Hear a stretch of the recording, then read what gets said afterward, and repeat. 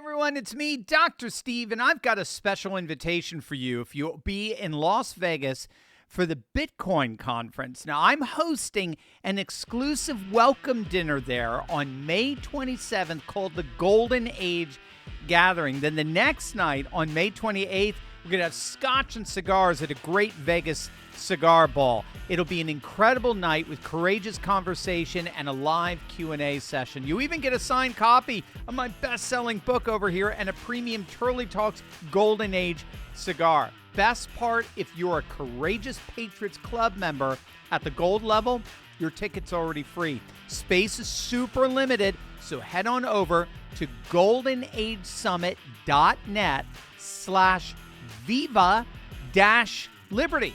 Or just click on the link below and reserve your seat today. I'll see you there. I know many of you are familiar with a CIA covert operation known as Operation Mockingbird. It was exposed back in the 1970s by the Church Committee hearings chaired by Senator Frank Church of Idaho. And what Operation Mockingbird basically involved was intelligence operatives infiltrating inside news media outlets like the New York Times and CBS so as to deliberately push deep state propaganda onto international audiences. Now, originally, it was considered an integral part of the Cold War era in terms of psyops and information warfare against the Soviet Union, as well as to provide cover for covert CIA activity, particularly in Eastern Europe. But of course, as part of that, Mockingbird required the legacy media to report as factual what were in reality lies. The media was used by the CIA in particular as an instrument of deception and misinformation, again, as a way of misleading our foreign enemies. But something happened in the process. Against the backdrop of Operation Mockingbird, we saw the rise of what's technically called advocacy journalism among members of the legacy media. It's more commonly known as media bias, and we saw this come to the fore during Vietnam and then with Nixon and Watergate. And this is when the legacy media outlets began to openly advocate for left-wing issues and Democrat politicians by skewing the news in favor of a distinctively liberal partisan agenda. What we are now seeing with the latest revelation of Biden's cancer diagnosis is really the ultimate exposure of how these two dynamics, deception and Democrat bias, have come together to forge the modern-day legacy media as nothing more than a massive pro-political establishment propaganda operation. Simply put, there is a growing consensus that the legacy media has always known about Biden's cancer, but again, like his cognitive decline, they deliberately covered it up. I've got the receipts. You are not going to want to miss this. We will stand bravely, dream boldly, and nothing will stand in our way because we are Americans. The future is ours, and our golden age has just begun. Wow, it is such an exciting time to be alive. As we speak, America is regaining its rightful place as the greatest, most powerful and prosperous nation on earth. We have so much to celebrate already. I mean, safer borders, the dismantling of DEI, permission to drill, baby drill, and $1 trillion in new investments released into the economy. We stand on the precipice of what would be known as the most prosperous time in American history. The only question is, will you be an active participant in the golden age, or will you sit passively on the sidelines watching everyone else build wealth? Well, if you want to be part of the former, then I urge you to join me and my good friend Mark Wilburn at the Golden Age Summit on Thursday, May 22nd at 4 p.m. Eastern. Mark is a stock market expert whose recent recommendations had led to returns of over 200%. He's an amazing teacher and has a knack for demystifying the market so everyday Americans can participate in this golden age we're now in. But don't wait. Seating registration is limited, so click on that link below right now and register today, and I'll see you for an event that promises to change your life. Let's start with Joe Biden's doctor, Kevin O'Connor, who's obviously facing enormous scrutiny as of today. But back in 2023, O'Connor infamously described Biden as a, quote, healthy, vigorous 80-year-old male who is fit to successfully execute the duties of the presidency. Now, at the time, we all knew that that assessment was pure garbage. And it was obvious that this physician was playing right along with Democrat politics. But the media went right along with it as well and asked no further questions. But the obvious question we now need to ask is this. Would the same doctor who claimed that Joe Biden was, quote, healthy and vigorous also cover up a cancer diagnosis until after the presidential election? Well, of course he would. And would the same legacy media that gleefully reported on Biden's health and vitality also knowingly cover up such a dire diagnosis? You see, the answer is obviously yes, because the key here is that we knew at the time they were already lying to us. Keep in mind, it was right around this time, back in 2022, when doing a speech on climate change, Biden appeared to slip up and admit he had cancer. And because it was a 4-lane highway that was accessible, my mother drove us, and rather than us be able to walk. And guess what? The first frost, you know what was happening? You had to put on your windshield wipers to get literally the oil slick off the window. That's why I and so damn many other people I grew up have cancer. And why can't, for the longest time, Delaware had the highest cancer rate in the nation. So you just heard Biden complaining about how back in the day they had to use windshield wipers to get the oil slick off their windows. And so that's why I and so damn many other people I grew up with have cancer. Was that a slip of the tongue? Many think so, precisely because this kind of cancer doesn't just pop up. Here's urologist Dr. David Shusterman. In the modern age of medicine, especially the fact that he was a former president, he had intensive state-of-the-art, care where we can see prostate cancer, 10 years in the past. So this is, it's very unusual to hear that someone has prostate cancer where they're annually being followed up. And the fact that we just find it at a Gleason 9 is just pretty much unheard of in this day and age of medicine. Even in the inner city populations, we wouldn't see it. So you're saying even in a medically neglected population, it would be surprising to have a surprise diagnosis with a Gleason score of 9. So in other words, none of this adds up. None of it.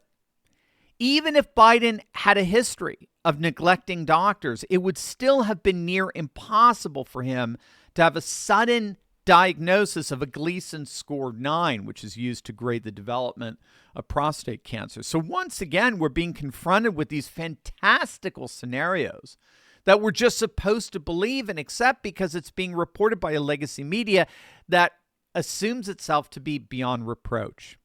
Moreover, the timing of this announcement is rather suspect. It's coming just days after the special prosecutor Robert Hur tapes were released, where we hear Biden struggling to recall significant personal and political events, including the year of his son Beau's death, requiring aides to prompt him on the details. The audio revealed long pauses, mumbling, difficulty articulating responses, which all serve to reinforce widespread concerns about his memory and mental acuity. But it's also, this cancer revelation is also coming just literally 48 hours before the release of Jake Tapper's book that details how Biden aides were so concerned about his physical and cognitive decline that they thought he'd have to be wheeled around in a wheelchair for a second term.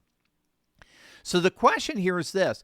Did former Biden aides think that such a cancer announcement right now at this time would distract the country from these embarrassing revelations?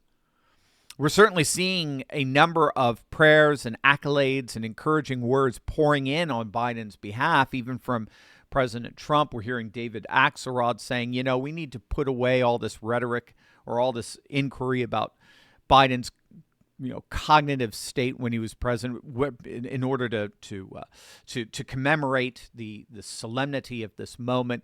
Or maybe it's an attempt to try to stall the House Oversight Committee that's launched investigations into just how the White House operated near the end, particularly of Biden's presidency, given his obvious cognitive impairment. Biden's former doctor, we just mentioned, Kevin O'Connor, he is being called to testify before the committee to account for why he never recommended that Biden take a cognitive test and why he considered Biden to be so physically healthy and vigorous when the entire world saw that he obviously wasn't.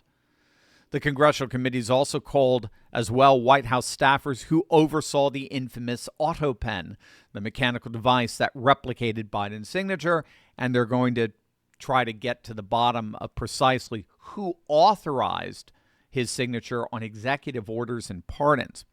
Whatever the reason for this supposed sudden cancer diagnosis, what's growing increasingly clear is that this cancer diagnosis is having the effect of blowing apart whatever's left of the legacy media's credibility.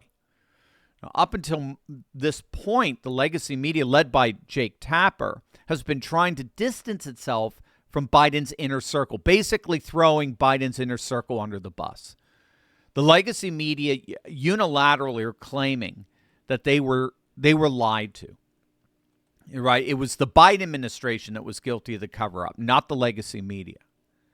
But that lame attempt at distancing themselves from the Democrats is just falling apart by the hour. And this is because there's a growing realization that what the legacy media has been doing these past 4 years goes way beyond left-wing media bias. This isn't simply a matter of bending the news to benefit one side of the political aisle over the other.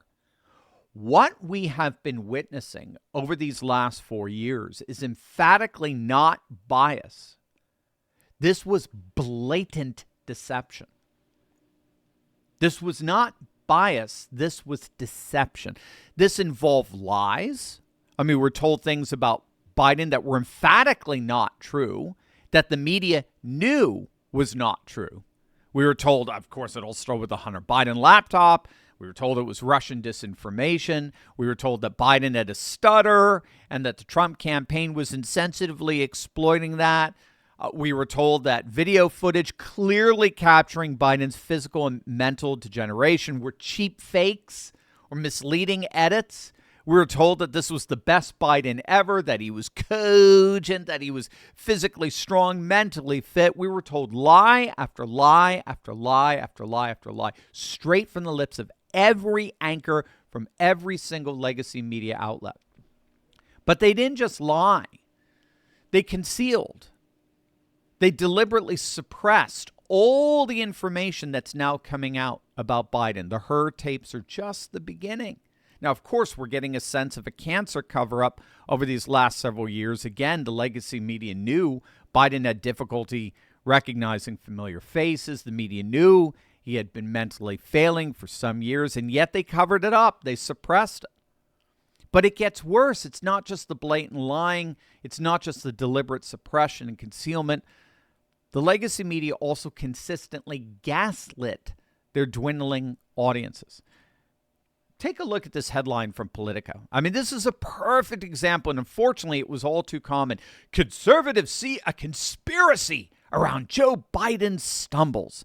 So the legitimate questioning of Biden's physical and mental acuity was consistently reframed by the legacy media as negatively implicating the questioner. It's not Biden that has issues. It's our conspiracy theories that have issues. We could go on and on. But what the legacy media did here with the lies, with the suppressions, and with the gaslighting goes way beyond pro-Democrat media bias. This is deliberate deception. And what this deception reveals is that original Operation Mockingbird that was meant to deceive our enemies has now joined forces with media bias to deliberately deceive the American people. The legacy media is now treating us the way they were designed to treat the Soviet officials.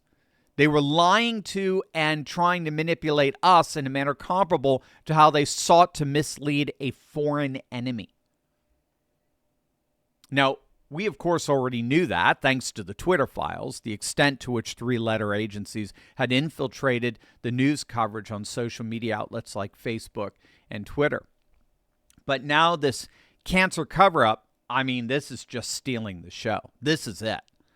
This is the summit of just decades of deceit and bias. This revelation literally just blew apart whatever may have been left of the legacy media's already shattered reputation.